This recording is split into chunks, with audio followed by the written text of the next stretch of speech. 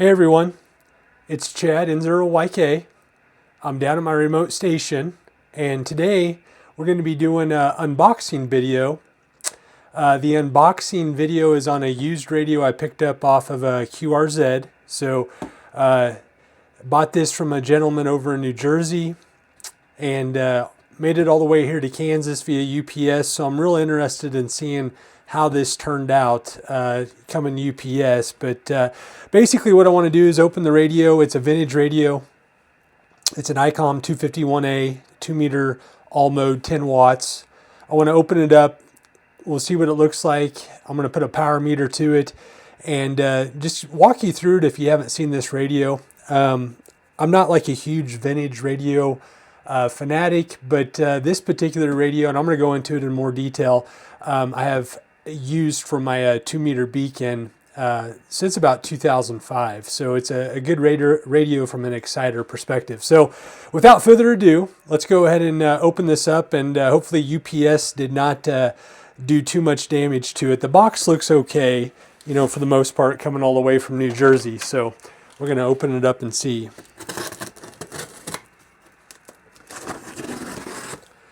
And I have a little background noise going here. Anytime I'm down at the shack, I usually have the flex on. So if you do hear some noise, we're listening to the Maritime Net on 14300. So the guy I bought it from done a really decent job packing it. Nice layer of bubble wrap here. I don't think there's going to be any damage to it whatsoever.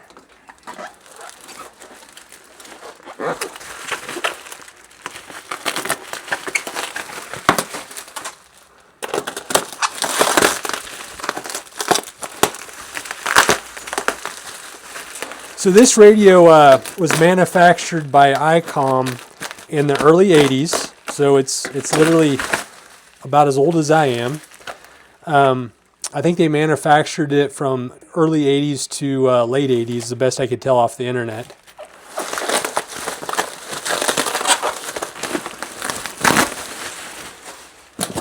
And like I said, back around 2005, I wanted to put up a 2 meter beacon.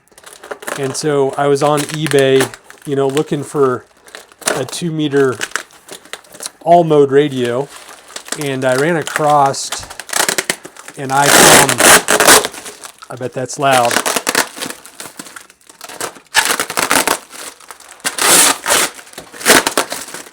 This guy had to have used a whole roll of packing tape. All right, getting closer.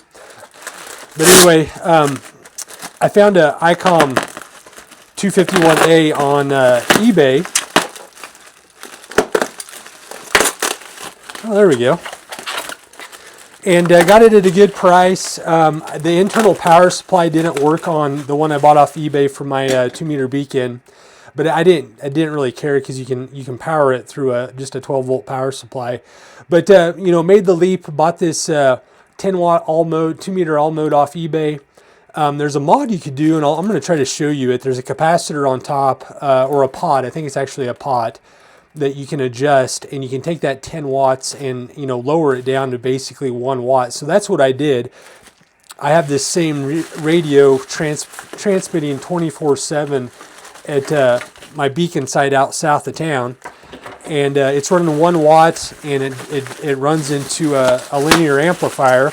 And I've been using it since like around 2005 without any major issues. So, but this is the same radio. Again, I was on QRZ. This thing popped up. The internal power supply works on this one. You can kind of get a look at it. It's very vintage, but the internal power supply works, which I thought was a plus. Got it for a good price, and I thought, you know, this would be kind of a cool little radio just to leave plugged in down here at the shack. I often, you know, tune in on the flex to see if my beacon's operating, because it's at a remote site, you know, susceptible to Mother Nature and everything that comes with it. So I like to see if it's operating, and this will be a good little radio to do the test. Plus, we're going to test it also and just see if I can pick up my 2 meter beacon first with like a little rubber ducky plugged into the antenna port. And then if that doesn't work, I'm going to run a cable over to the 2-meter Yagi, the 21 element, and we're going to test power output and all that stuff. So let's get started. So here it is, the Icom IC 251A, again, fairly vintage, a little over 40 years old approximately. Decent shape. You know, this is my first look at it. The guy on QRZ didn't really provide a lot of pictures of it, but honestly, for the price I got it at, I wasn't too worried about there being some scratches and stuff on the case. Included carrying handle. And then you can see the back here. Again, the supposedly this internal power supply does work on it, so we're going to verify that here after a bit. And then let's look at the bottom. So not bad, really not bad at all. Decent shape, I'd say, for what I snagged it for. So again, I'm not a huge vintage guy, you know, from a radio perspective, but you know, some of these older Icoms, if you can snag them at a good price, you know, go for it. They're kind of nice little, you know, items to put in your shack. You know, everything has a little bit of a story, and so this one definitely has a story for me. So what we're going to do is I'm going to rig up the Power Master watt meter, some coax, rubber ducky. Need to get a power supply cable for the input there on the back, and I'll be right back. And then we're going to run this thing through a few tests, listen to my beacon, and just see what it sounds like, see if it still puts out 10 watts, things like that. So we'll be right back. Okay, I'm back. I think I got it all ready to go for the test. I have not turned the Icom 251 on yet, but basically got an MFJ 12 volt power supply. Brought the Power Master 2 over here. It's being powered by the MFJ. We got the 2-meter coupler that's going to do the measurement. A bunch of cables back here. So this is going to be our second test. We're going to be running on the Power Master 2-meter coupler. The first test, like I said, is I got this little scanner antenna plugged into the antenna port, and I want to see if we're going to be able to hear my beacon from inside this metal building. The beacon's about 20 miles south of here, so that'll be a good test. But basically, the cables just walk over here to the back of the legal limit amplifier. We're plugging into the amplifier side of this bias T, so we're tied directly into the 2-meter Yagi. So what we're going to do here is a number of tests. The first one is we're going to turn the radio on. So again, I'm powering this radio with 120 volts, which is pretty cool. You don't see that a lot anymore. Typically, it's higher end radios that have the internal 120 volt power supplies. But we're powering it from the internal power supply. And looks like it was set on transmit, but we'll turn that off. And we're going to, let me see if I can get situated here. We got squelch. All right. There's some noise there. We're going to switch to upper sideband. RF gains all the way on.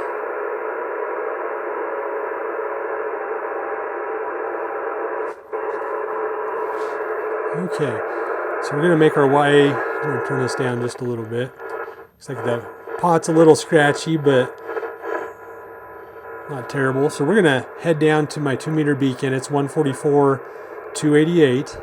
And again, I'm just kind of curious if we can even hear it inside the metal building here.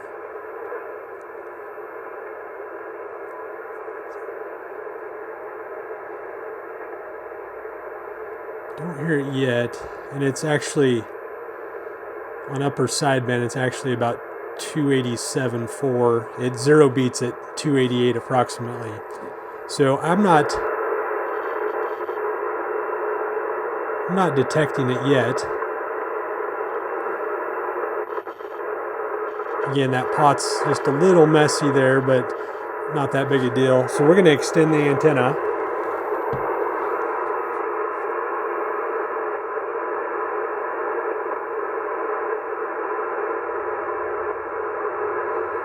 So my beacon's about 20 miles away. It's at 100 foot.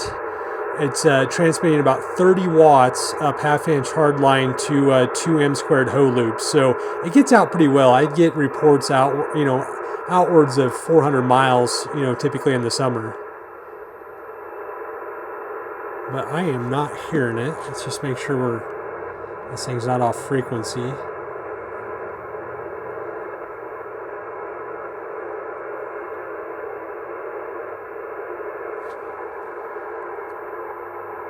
Maybe just a little detection in there. Maybe just a little bit of the...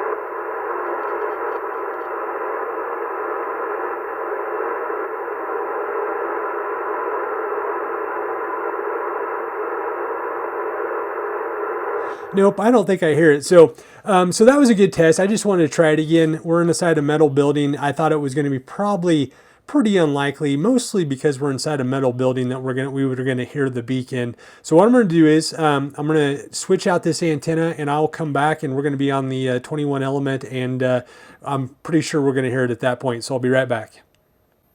Okay, I'm back. I did the antenna swap, so the little scanner antenna is no longer in the back, and we're tied to the 21 element, and I can tell you already that the beacon is almost 40 over 9 here.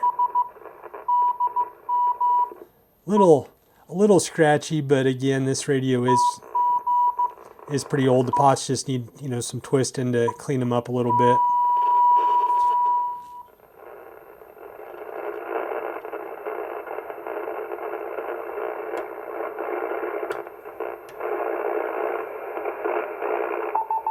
Ooh, there we go. A lot better tone. Hear a little power line noise in there. Hear that buzzing? That's a little bit of power line noise off the Yagi.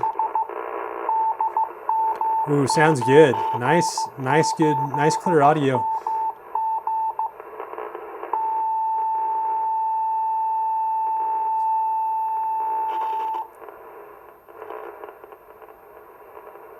Not bad at all. Again, you know, 40-plus-year-old receiver here. You know, not too shabby. It's in really decent shape.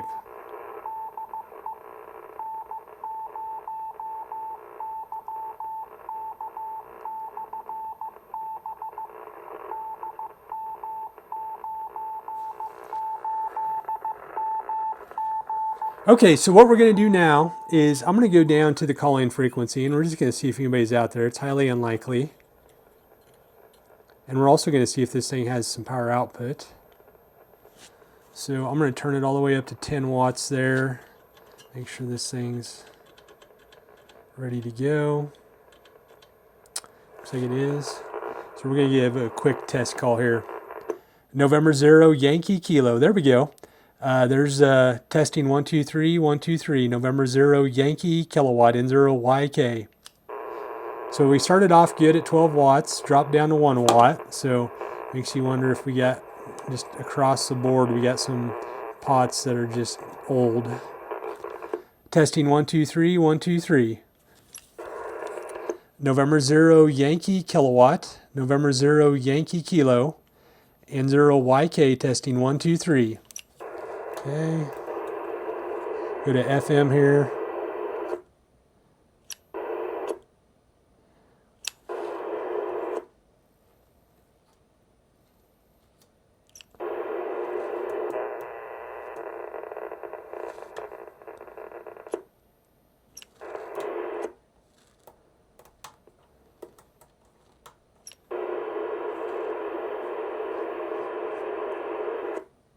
Yeah, we're just not seeing November 0 Yankee Kilowatt.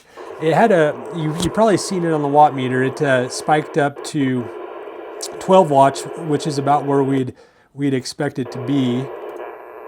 And then I have not seen that yet. So again, it could be something in one of these pots. I'm going to mess around with it just a little bit here, but this kind of gives you just a little bit of a feel for the vintage Icom 251A. So what I'm going to do is I'm going to take the top off here real quick. I'll be back. I want to show everybody that adjustment that you can make to turn down the transmit power a little bit, and that pot might even need a little twisting too. So I'll be right back once I have the top off. Okay, I'm back. I have the top cover off. So literally it was just 4 screws, and I wanted to show everybody a couple of things. But first, when I left, the radio was only putting out a little over 1 watt, and what I did is I lightly tapped on the top, and You can see it still fluctuates a little bit, but I was just through tapping was able to get it up to about full power through just some tapping. But what I wanted to show you is obviously there's a pot in there or something that just is a little rough. But here's the cover off on the 251. You got to love just the, I don't know exactly how these were built, if they were built by hand, but just the, there's no such thing as surface mount technology on this particular radio.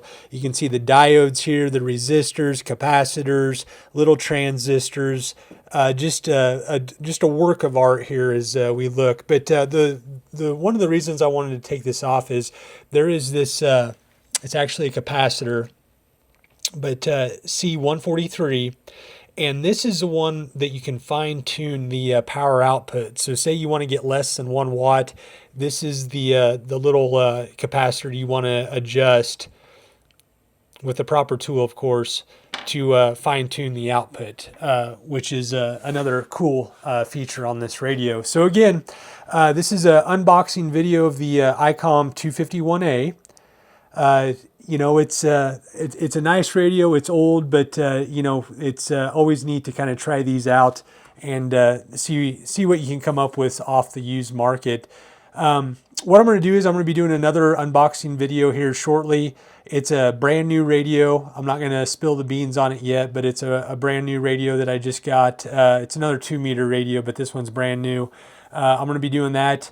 And we're going to tidy this thing back up, put it over in the corner, and we'll be back here shortly. But if you'd like to see more videos on unboxing, whatever it might be used gear, vintage gear, whatever it might be, please leave some comments. And if you have some suggestions to help me get this radio back to 10 watts, aside from, tapping on it and stuff, maybe there's another device, another pot or capacitor and their variable capacitor that needs to be adjusted, please leave a comment. I'd be kind of curious to see if anybody's had any success in doing the power adjustments if you have a little bit of a low power out on the 251A. So with that, we'll say 73. Appreciate you watching. We'll see you on the next video.